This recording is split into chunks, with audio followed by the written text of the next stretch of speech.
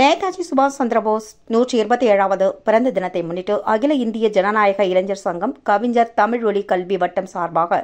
ஜனவரி 23ஆம் தேதி அன்று காலை 10 மணி அளவில் நேதாஜி சிலைக்கு மாலை அணிவிக்கும் நிகழ்வு நடைபெற்றது. இதில்